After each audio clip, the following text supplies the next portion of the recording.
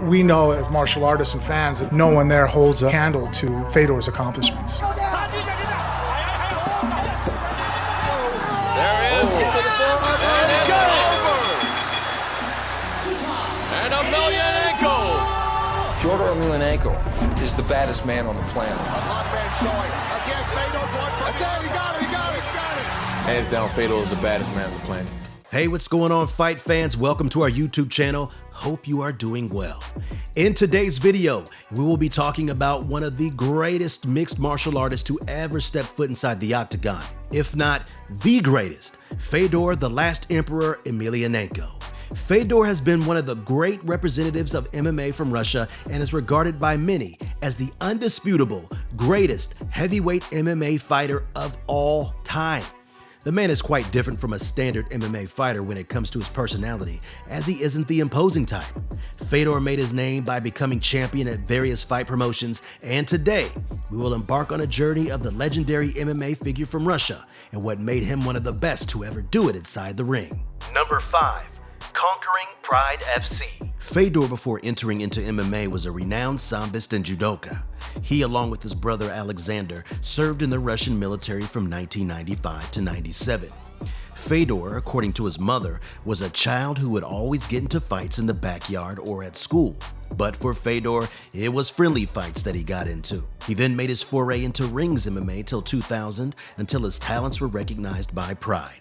He signed with Pride in 2000 and started fighting as a heavyweight. The stocky Fedor made an impressive start by gaining victories which would allow him a shot at the heavyweight title. In his title fight, he would face Anthony Nogueira, who at the time was the best submission artist in the heavyweight division. Fedor, unknown to many at the time, came in as the underdog in that fight and always had that surprise factor with him.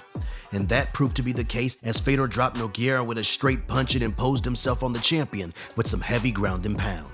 The fight was played on both the feet and the ground, with Nogueira trying his best to lure Fedor into the ground, but the Russian was too adept for that to happen as he carefully picked apart the champion to win his first title via unanimous decision. By winning the title, Fedor would become the pride of Russia, as many youngsters in the country associated the image of being a fighter to Fedor. He would then face Kazuki Fujita in his first title defense, and it was the first time where he would be tested inside the ring.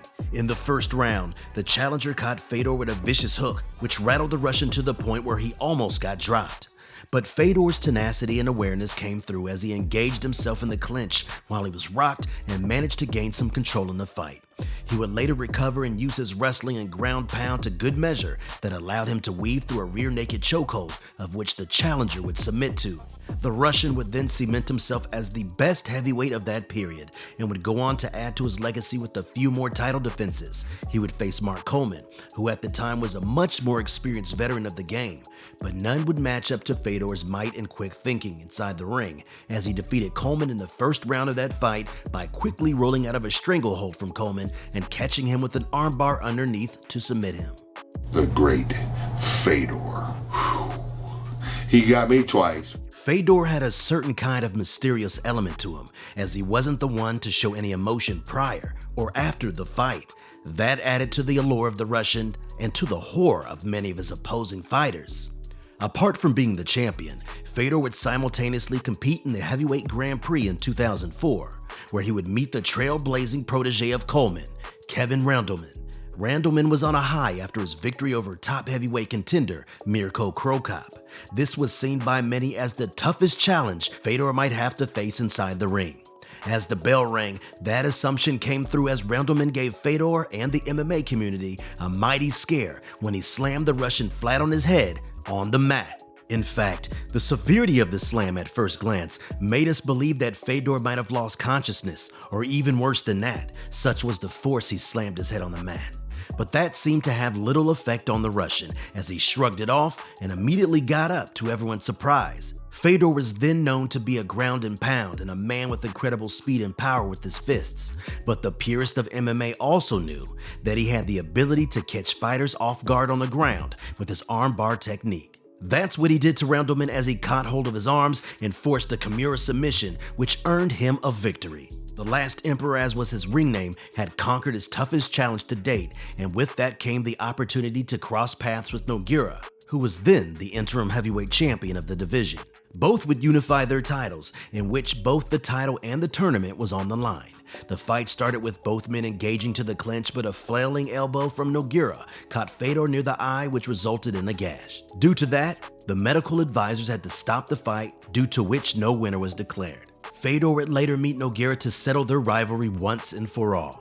He would finish it by defeating the Brazilian via unanimous decision, thus putting an end to those series of fights. Apart from his only loss early in his career at Rings MMA, Fedor by this time had managed to stay unbeaten for quite a long period of time, and no one had an answer as to how to beat this guy. Fedor Emelianenko, favorite of all time. He's always the underdog, he's always the smallest guy, and he always comes out victorious. Fedor added to that uncertainty by defeating a top contender Mirko Krokop via unanimous decision. His last defense in Pride would come against Mark Hunt, where he would defeat him in the second round via Kimura lock, thus ending his successful and spotless Pride career with the victory. And with that, the last emperor conquered Pride FC and became the glorious figure in heavyweight MMA. Number 4. Affliction and Talks with the UFC. By this time, Fedor became hot property in MMA, and rightly so, as he had gained the reputation of the greatest heavyweight in MMA. He had the UFC clamoring for his signature at that time. UFC President Dana White had ambitions to bring Fedor to the UFC and had signaled his intentions to inaugurate him with a title unification fight against fellow legend Randy Couture. But the UFC and Fedor's management couldn't come to terms with their arrangement for the fighter, as Fedor's manager had a stipulation in his contract that Fedor be allowed to simultaneously compete in the Combat Sambo tournaments. Dana, though, wanted Fedor to only compete in the UFC.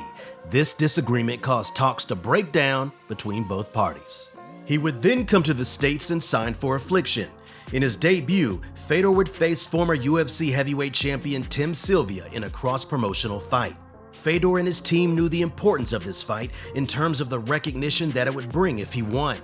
Many believe Fedor had his task cut out against Sylvia, as the mainstream MMA audience from the UFC weren't aware of Fedor's abilities as a fighter. And he displayed that with quick effect, as he finished the fight within the first minute of the first round by knocking Sylvia out with a straight right and then submitting him with a rear naked choke on the ground.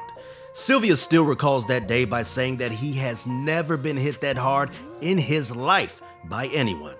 The usually emotionless Fedor chuckles when asked about this. It was over so quickly, he did not hit me at all.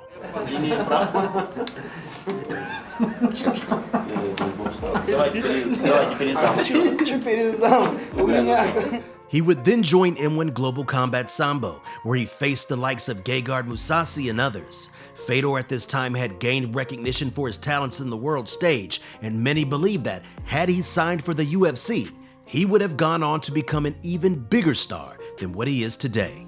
Number 3. Strikeforce. After many episodes with the UFC regarding his signing, Fedor would ultimately join the Strikeforce promotion as part of a cross-promotional deal, where he represented M1 Global and was contracted under Showtime. His first fight would come against Brett Rogers, and like always, Fedor made a victorious start by flooring Rogers in the second round of the fight via TKO. Fedor at this time, led by his management, was like a juggernaut, crushing each and every opponent on his path. He would then be pitted against Brazilian heavyweight Fabrício Verdun in his second fight. Fedor would drop Verdun in the first minute of the fight and was seemingly on his way to finish the fight when he started to ground and pound him.